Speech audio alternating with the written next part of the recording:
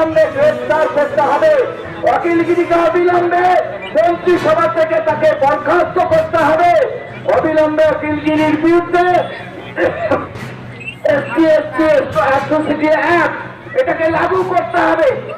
SC ST atrocity act 1989 এর যে act আছে তাকে লাগু করার ভেতর দিয়ে অখিলগিরির বিরুদ্ধে একটা দৃষ্টান্তমূলক একটা শাস্তির ব্যবস্থা করতে হবে, এই দাবি আমরা করছি।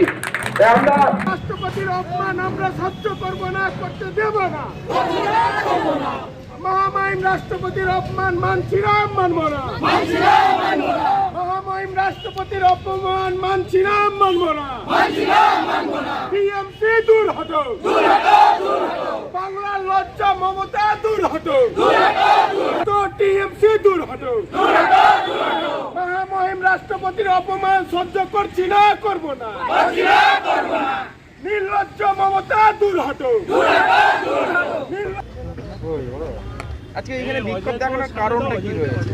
দেখেন, এখানকার বিক্ষোভ দেখানোর কারণ আপনারা নিশ্চয়ই শুনেছেন বা জেনেছেন যে অখিলগিরি যেভাবে আমাদের আদিবাসী, আমাদের রাষ্ট্রপতি, ভারত স্বাধীনতা হওয়ার পর প্রথম রাষ্ট্রপতি হওয়ার সত্ত্বে ইনি কিন্তু যেভাবে বিবৃতি দিয়েছেন, যেভাবে কুরুচিকর কথা ব্যবহার করেছেন, এটা শুধুমাত্র আমাদের ভারতবর্ষের রাষ্ট্রপতি, সেটার অসম্মান শুধু না, এখানে নারী অসম্মান পর্যন্ত করা হয়েছে। কারণ আপনারা জানেন যে এই রাষ্ট্রপতি আমাদের দেশের মধ্যে সবথেকে সর্বোচ্চতে থাকে এবং আজকে আমরা তৃণমূল নেতাদেরকে দেখছি বা মহামন্ত্রীদেরকে দেখেছি যে তারা নিজের সম্মান তারা নিজেই জানে না। অর্থাৎ সে কারণে কিন্তু এই আমাদের মাননীয় আমাদের রাষ্ট্রপতি দ্রৌপদী মুর্মুর যেভাবে অপমান করা হয়েছে, এই কারণে আমরা এইখানে বিক্ষোভ অবস্থান করছি এবং আমরা চাই যে আদিবাসীদেরকে যেভাবে গালাগালিজ করলে একটা অ্যাট্রোসিটি অ্যাক্ট থাকে, আমরা চাবো এই অ্যাট্রোসিটি অ্যাক্টের মাধ্যমে যাতে অখিলগিরির যে বর্ণবিভেদের কথা বলেছেন বা আদিবাসী মহিলার যে পরিস্থিতি উনি তুলে ধরে, যে একটা কালো বর্ণ বা বিভিন্ন, আপনারা জানেন যে নেলসন ম্যান্ডেলা এই কালো বর্ণ নিয়ে লড়াই করেছেন এবং এই বিশ্বের মধ্যে এই বর্ণভেদটাকে একটা জায়গায় নিয়ে আসছেন। কিন্তু আজকে আমাদের মাননীয় রাষ্ট্রপতির বিরুদ্ধে যে ধরনের আমাদের কুরুচিকর কথা হয়েছে, যা মন্ত্রী আমি এটাই বলবো যে উনি কীভাবেই মন্ত্রী হলেন এই ভাষাটাকে প্রয়োগ করার জন্য। আমি এটা কারণে আমরা এই বিক্ষোভ অবস্থান করছি যে ইমিডিয়েটলি অখিলগিরিকে গ্রেপ্তার করা হোক এবং আদিবাসীদের নিয়ম তহাতে তাকে যাতে অ্যাট্রোসিটি অ্যাক্ট লাগিয়ে তার কেস যাতে দায়ের করা হয়, এই কারণে আমরা এখানে এসেছি এবং বিক্ষোভ অবস্থান করছি। তোমায় জানাই ধিক ধিক ধিক্কার, ধিক ধিক ধিক্কার। দলদাস পুলিশ তোমায় জানাই ধিক ধিক ধিক্কার। অবিলম্বে অখিলগিরিকে গ্রেফতার করতে হবে, এই অবিলম্বে অখিলগিরিকে গ্রেফতার করতে হবে। পুলিশ প্রশাসন তোমায় জানাই ধিক ধিক ধিক্কার। মন্ত্রী অখিলগিরি হায় হায়, মুখ্যমন্ত্রী অখিলগিরিকে অবিলম্বে পদত্যাগ করতে হবে। মুখ্যমন্ত্রী অখিলগিরিকে অবিলম্বে পদত্যাগ করতে হবে। রাষ্ট্রপতির বিরুদ্ধে অখিলগিরি কুরুচিকর মন্তব্য মানছি না, মানব না। রাষ্ট্রপতির বিরুদ্ধে অখিলগিরি কুরুচিকর মন্তব্য মানছি না, মানব না। মাননীয় মুখ্যমন্ত্রীকে অবিলম্বে ক্ষমা চাইতে হবে। মাননীয় মুখ্যমন্ত্রীকে অবিলম্বে ক্ষমা চাইতে হবে। আদিবাসী হিসেবে আমরা সেখানে অপমান বোধ করছি, কষ্ট বোধ করছি যে বারবার কেন আমাদের আদিবাসীদেরকে এইভাবে অপমান করা হবে, কতদিন অপমান করা হবে? আমরা কি মানুষ নই? আমরা কি মানুষের পর্যায়ে পড়ি না? আমরা তারই এগেনস্টে এখানে সমাবেশ হয়েছি।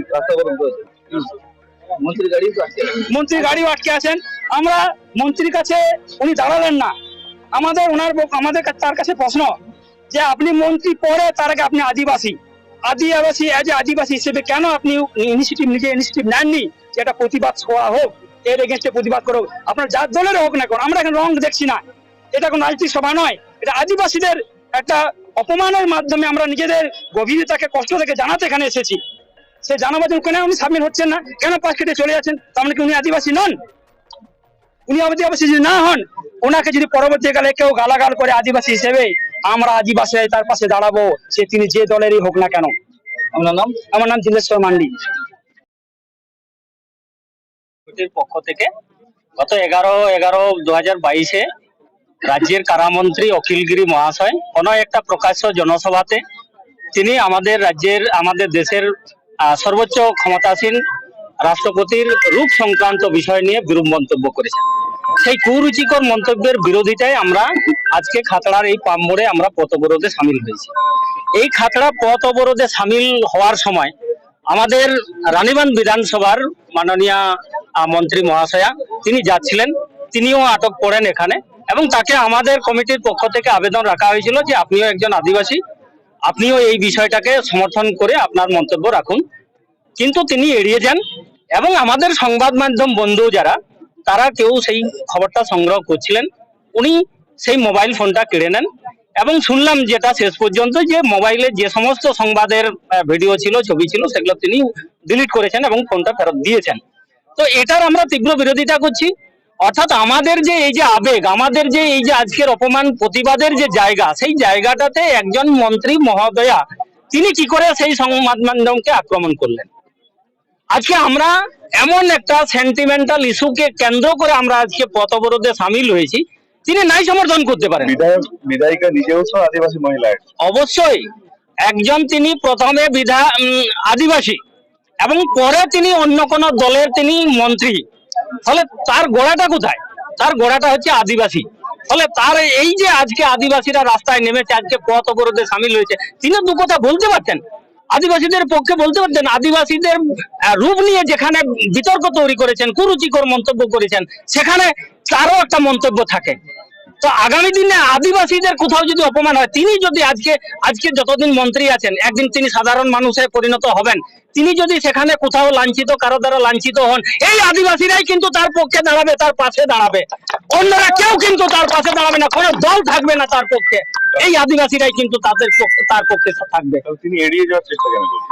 আজকে তিনি দেখেছেন তার উপায় নেই, তার দলেরই একজন মন্ত্রী, তিনিও মন্ত্রী, ফলে তার একটা সম্মানে হয়তো বোধ লাগছে, তিনি সেই দলেরই তিনি নিজেকে জাহির করতে চাইছেন, ফলে সেই জন্যই তিনি বক্তব্যটা বা আজকের কর্মসূচিটাকে তিনি এড়িয়ে গেছেন। আপনারা কি এই যিনি মন্তব্য করেছেন অখিলগিরি, তার কোনো শাস্তি থাকবে? আমরা যেমন আজকে অখিলগিরির বিরুদ্ধে কর্মসূচি নিবে এবং সেই সাথে সাথে আইনি পদক্ষেপও নেওয়া হবে, এবং আজকেই আমরা খাতড়া আদিবাসী একতা মঞ্চের পক্ষ থেকে আমরা খাতড়া থানাতে 1989 এর প্রিভেনশন অ্যাট্রসিটি অ্যাক্ট, SC/ST অ্যাক্টের যে ধারা আছে, সেই ধারাতে আমরা কিন্তু খাতড়া থানায় FIR করব। এবং সেই সাথে এটাও বলবো, আমাদের রাজ্যের যে সমস্ত মূল যে সংবাদ মাধ্যম, সেই বন্ধুরাও কিন্তু আদিবাসীদের এই যে বিরোধের কথাগুলো, এই যে প্রতিবাদের কথাগুলো আপনারাও কিন্তু সহমর্মিতার সাথে তুলে ধরবেন, এটা কিন্তু আমরা আশা রাখছি। আপনাদের মাধ্যমেই কিন্তু সেই বার্তা জানাচ্ছি। আপনার নাম? আমার নাম তপন কুমার সর্দার, খাতড়া আদিবাসী একতা মঞ্চের সভাপতি।